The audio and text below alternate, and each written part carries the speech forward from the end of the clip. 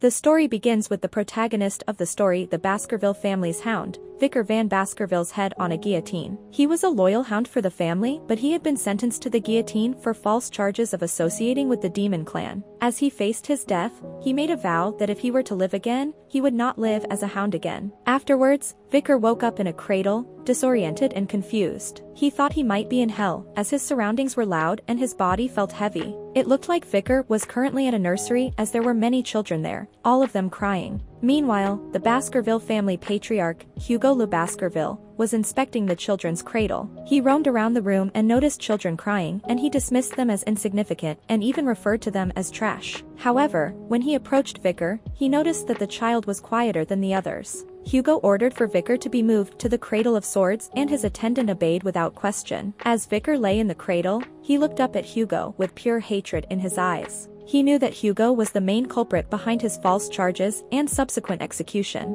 Vikir realized that he had been regressed to when he was a baby and that he had lived his past life as a hound for the Baskerville family. Vikir had been born into an illegitimate family and had received training in a poor environment. He had been raised to be a loyal hound, willing to do any dirty work that was required of him in order to make the Baskerville family the best of the 7 families. Vikir had loyal to the family and to Hugo because he had wanted to be acknowledged, but his loyalty had ultimately been repaid with a death sentence. The reason behind his execution was simple: he knew too much. Vikir swore that he would never live that life again and that he would take his revenge. However, with his newborn body, he knew that he couldn't do anything. Being moved to the Cradle of Swords was a good opportunity for Vikir to become stronger. Children born into the Baskerville family had to go through one trial called the Cradle of Swords. They were thrown into a maze of swords, and after going through that, they had to get to the Styx River to be examined for their talent. The Styx River was a legendary river that turned the bodies of children into iron. However, there was a limit to how many children it could affect, so being able to reach it faster was crucial. The only way to reach the Styx River first was to head straight out of the helix-shaped wall of blades, which was no easy feat. As Vikir crawled through the Cradle of Swords maze, he couldn't help but think about his past life. He had been ousted by his siblings and couldn't receive the effect he so desperately needed. He was determined to monopolize the Styx River's blessing for as long as he could. As he made his way through the maze, he suddenly fell into the Styx River. The water seeped deep into his body and bones through his cuts, causing him intense pain. But he knew that he had to endure it for as long as he could. He couldn't let this opportunity slip away from him. Outside the maze, Vikir's attendants were shouting for him to come out. They were worried that he would die if he, but Vikir was determined to hold on for as long as possible. Meanwhile, Hugo watched with expectation in his eyes. He asked the Baskerville family head butler John Barrymore how much time had passed since Vikir had gotten in the river. Barrymore responded that around 7 minutes had passed. Hugo laughed and said that Vikir might die. The attendants looked at him with worry, requesting the patriarch Hugo to save Vikir. Hugo called out to Vikir, telling him that he could come out of the water now. But Vikir was too busy absorbing the sticks to pay attention. He thought to himself that he couldn't give up this opportunity so easily. He needed to absorb as much as he could until the very end. But then he started to fall down as water entered his mouth. Despite the danger he was in, Vikir knew that he needed to endure it. He kept repeating to himself to endure, endure, endure. It looked like Vikir was about to drown, but Hugo pulled him out of the water with a smug smile on his face. He commented on how greedy he was, even drinking the water from the Styx River. He then noticed that Vikir already had teeth, which surprised him. Hugo asked the head butler for Vikir's name, and he learned that it was Vikir van Baskerville. Hugo smirked and said that a very greedy son had been born. Vikir, who was still somewhat conscious, thought to himself that he needed to use this time to sharpen his canines in secret. He was determined to rip his master's head off when the time came, and he would do it. The Baskerville family would disappear into history too by his own hands. Vikir van Baskerville was born as the bastard son of Hugo the Baskerville, a renowned nobleman of his time. At the tender age of 8, it was apparent that Vikir possessed an extraordinary intelligence that far surpassed his peers. However, within the Baskerville family, he was considered nothing but ordinary, as he did not possess the direct lineage of the families of interest, eventually settling on the treacherous paths of assassination, espionage, and conquest. By the time he had reached the age of 20, he had already embarked on several missions that showcased his impressive skill set. But despite his achievements, Vikir still felt inadequate in comparison to those of direct lineage. At the age of 30, the gate leading to the demonic realm had opened, signaling the beginning of a terrifying invasion by the demon. Vikir, now a seasoned warrior, stepped up to defend his realm, engaging in battles that saw him slaughter monsters left and right. For the next 5 years, Vikir endured through the era of destruction, fighting tirelessly to protect his people. And when the long war finally came to an end, it was the humans who emerged victorious for his unwavering loyalty and bravery. Vikir was rewarded by the kingdom. However, the reward he received was not what he expected. Instead of being praised and celebrated for his efforts, he was met with defamatory accusations and false allegations. These unfounded claims led to Vikir's eventual execution by the guillotine's blade. From researching and script writing to editing and mastering our best manhwa review channel, I will work hard to roll out the highest quality manhwa entertainment videos twice or more a week. If you like what I do here, please consider supporting the channel. To learn more about how to support the channel, check out the link in the description box down below, and if you can't give or simply don't even feel like it, that's okay too. I am just happy you're here. Thank you so much. Vikir sat up on his bed, realizing that he was in a nursery. He looked around and came to the realization that he had successfully absorbed the Styx River. This was a major achievement, and he knew that he now had a better starting point in life than before. Suddenly, he heard the door open and a maid entered the room. The maid seemed surprised and murmured to herself, saying why Madam had asked to place this sort of thing on the bed of the young master Vikir. Vikir was surprised to hear the maid refer to Madam, as he never expected anyone in the Baskerville family to give him, a bastard, a present. The maid left after placing a box in Vikir's bed. As Vikir saw the box opening, he was shocked to see two bloody mambas coming out of it. He wondered if Madam had them to assassinate him. Vikir knew that there were only a few people in the Baskerville family who would be referred to as Madam, and whoever it was, she was probably trying to reduce competition. As the mambas hissed at Vikir, he realized that they could kill all of the babies in the nursery. However, Vikir caught both the mambas with his bare hands. Filled with hatred, he thought that he would bring the entire Baskerville family down with his own 2 hands. The next day, the people of Baskerville were shocked to find the child sleeping peacefully next to the dead vipers. All the nannies who had been on shift that night were executed after torture, but the reason for the vipers' appearance remained unknown. Only the young hound Vikir knew the truth. 8 years later, Vikir was back in class, listening to his teacher discuss the levels of swordsmanship. The teacher explained that if one cannot yet imbue their sword with mana, they are considered a sword beginner. The next level is the sword expert, where one can infuse the blade with a little bit of mana. When the blade emits mana in liquid-like aura form, it is called sword graduate. Lastly, the level at which the aura is solid and the form can freely be changed is called sword master, which is the highest level of swordsmanship. Upon hearing that Sir Hugo, the strongest of the Baskervilles, was a sword master, all the students present exclaimed in surprise and astonishment. However, Vikir was lost in thought and felt the need to regain the power he had prior to his regression before the coming-of-age ceremony. The teacher noticed Vikir's distracted state and thought highly of him, knowing that he had earned a strong physique by diving in the Styx River for 7 minutes. The teacher believed that Vikir was much more talented than the other students and that the patriarch would be very happy to know about his progress. As Vikir was lost in thought about how many years he needed to kill Hugo, he didn't notice the triplets giving him an evil look. After class was over, they pushed him and started mocking him, calling him a garbage van, and talked about the rumors about him diving in the Styx River and strangling 2 vipers to death when he was just a baby. Vikir recognized the triplets as the ones who had stabbed him in the past when he was running away after the defamation. They were known as Hugo the Baskerville's Trident, and their names were Highborough the Baskerville, Middleborough the Baskerville, and Lowborough the Baskerville, all 9 years old. The triplets continued to taunt Vikir, telling him to stop lying and that they didn't like him. Vikir thought to himself that they were going to be a real pain in the ass in just 10 years and that it might be a good idea to put them in their place now. As Vikir stood before the triplets, one of them brandished a knife and taunted him with a rumor he had heard that if you stayed in the Styx River for long enough, your body would become like steel and you would be impervious to injury from blades. The other 2 triplets eagerly echoed their agreement, while the third gave the order for one of the others to hold Vikir still. The triplet caught Vikir from behind and covered his mouth with one and said, "I'll eat my hand if he can endure this for 3 minutes." Vikir was not afraid and even played along with this cruel game for a moment. As the triplet holding Vikir released him, he noticed blood on his hand and realized that his finger was missing. Vikir then spat out the triplet's finger from his mouth. The triplet was shocked and asked Vikir what he was doing. With an evil smile on his face, Vikir reminded the triplet of his promise to eat his own hand. Meanwhile, the other 2 triplets were trying to calm down the situation and suggested that they go to a priest to put the finger back.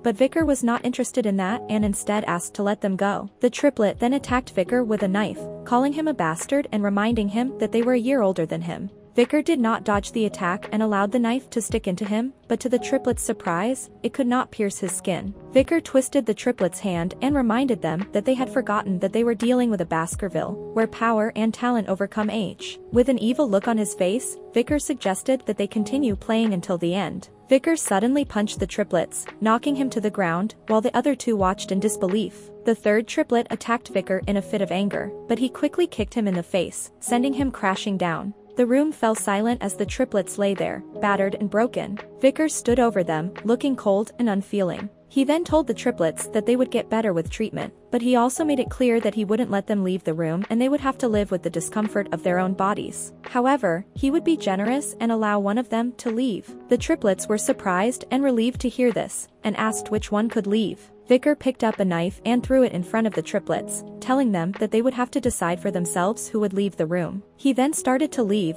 but not before turning back and issuing a taunting remark saying that he can't wait long, so decide quickly. At least one of you should live right. The triplets looked at the knife and at each other, realizing that survival was their only option. The sounds of their struggle echoed through the room, and Vikir listened with satisfaction from outside. In the patriarch's office, the head butler, John Barrymore, delivered some unsettling news to the Baskerville clan patriarch. Hugo Lou Baskerville, the Moore clan had been causing trouble in the Ruby Mines, claiming it as their territory. However, Patriarch Hugo assured John that they would handle the matter when the Moore clan reached out to them. John then reported on the interim evaluation of the juvenile fortress and informed the Patriarch that Master Vikir had scored the highest on the written exam. The practical exam was scheduled in 5 days, and the Guardian Knights had vacated the premises in preparation. However, John hesitated before informing the Patriarch of a recent incident at the juvenile fortress. John informed the Patriarch that there had been a big fight amongst the young masters at the fortress. Patriarch Hugo was concerned and asked how many of them had died. Butler John informed Hugo that there were no casualties, but Master Highborough's teeth had been completely damaged, Master Middleborough's jaw had been smashed in, and Master Lowborough's left index finger had been amputated. While they had recovered their health since being treated, the psychological damage done to them seemed significant.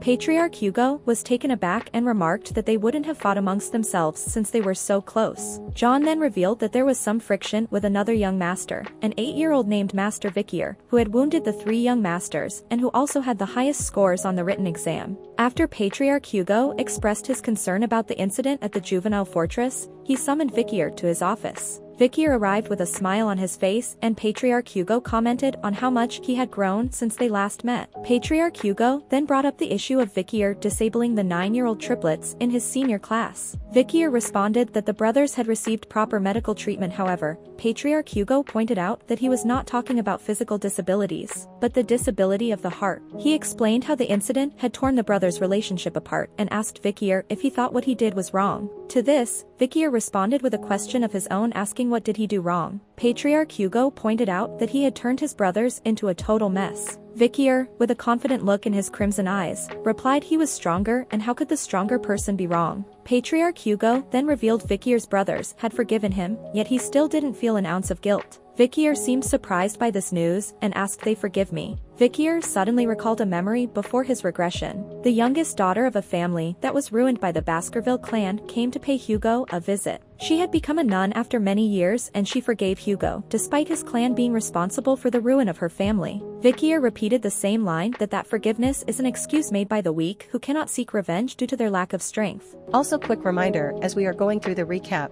if you are new to the channel, some of you watching are not already subscribed, and if that's you and you want to guarantee you're always up to date with all good content like this, so feel free to hit that subscribe button and join us on the road to 1 million subs. And if you enjoy the video or if you found it interesting, let me know by dropping a like and comment on it as well, would be seriously appreciated.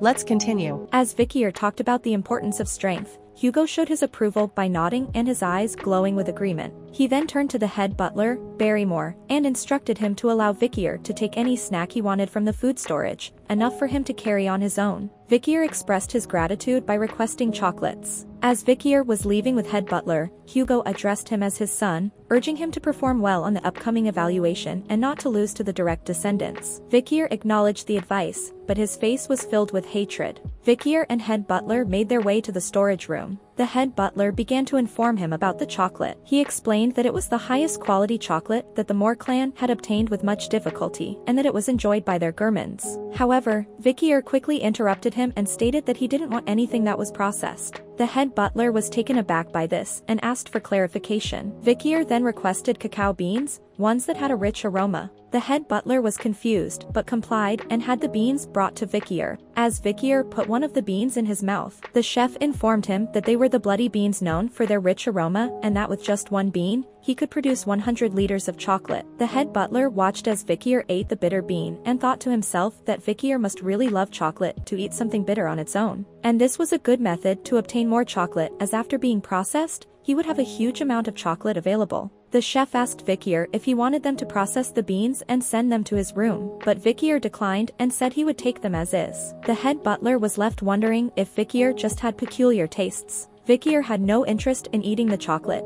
but he had a plan for the cacao beans. Vikir planned to use the beans in the upcoming practical exam in 5 days. Little did they know, a catastrophic event would soon occur, unlike anything that had ever happened before in the Baskerville clan's history. In this world, the Baskerville family is known as the Berserker family due to the intense training and evaluation that their children undergo from a young age. The training begins when the children are able to take their first steps, and they are immediately put through a rigorous test of their stamina. They must run up a steep mountain and are not allowed to lie down or rest on their stomachs except for allocated times. As if this wasn't enough, when it's time for them to sleep, they are required to sleep alongside a monster corpse. This is to help them adjust to tough environments and become resilient in the face of danger. These extreme practices are what make the Baskerville family feared and respected throughout the land. After this period of grueling training, the children reach the age of 8 and the real test begins. The young hounds, as they are called, must undergo a deadly evaluation. This is the defining moment that has earned the Baskerville family. This is the mountain known as the La Rouge-et-Lenore Mountain. It is filled with monsters, and it is here that the young hounds gather to undergo their evaluation. The instructor of the Baskerville family, Shadow Dog Pavlov van Baskerville, stood before the young masters and explained the rules of the test. They needed to survive for a month in the area and hunt large and strong monsters. He went on to explain that the points for being successful in surviving were 10 points, and if the young masters survived without becoming disabled,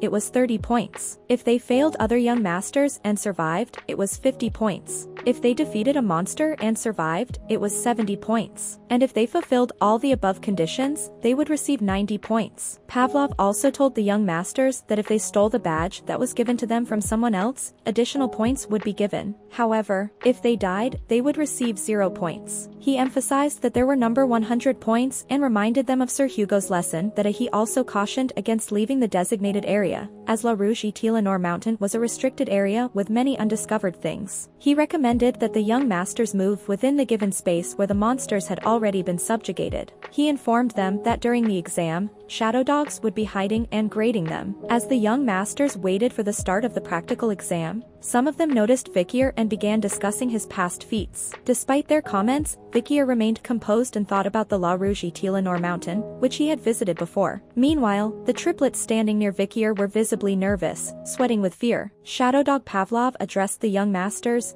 wishing them good luck before the bell rang, signaling the start of the exam. As soon as the bell rang, all the young masters started running towards different parts of the mountain to occupy advantageous areas. One of the young masters had a plan and thought about going to a place he had seen in the last year's exam, hoping to gain an edge. The young master behind him thought he could not survive alone and decided to follow him, with the intention of taking it from him. Meanwhile, the triplets were arguing amongst themselves, each wanting to do things their own way and come out on top. Shadow Dog Pavlov observed as the exam began, knowing that it was important to keep casualties to a minimum. Although killing was not prohibited, it was discouraged, and any contestant who did kill would have points deducted. Pavlov and the other shadow dogs were determined to do their best to prevent any unnecessary deaths. One of the shadow dogs that was assigned to follow Vikir was surprised to see him heading towards a restricted area. He wondered where Vikir was going and if he was the rumored genius who had distinguished himself since childhood. The shadow dog was intrigued and looked forward to seeing the skills Vikir would display. Vikir approached a large tree and wondered if this was the right spot.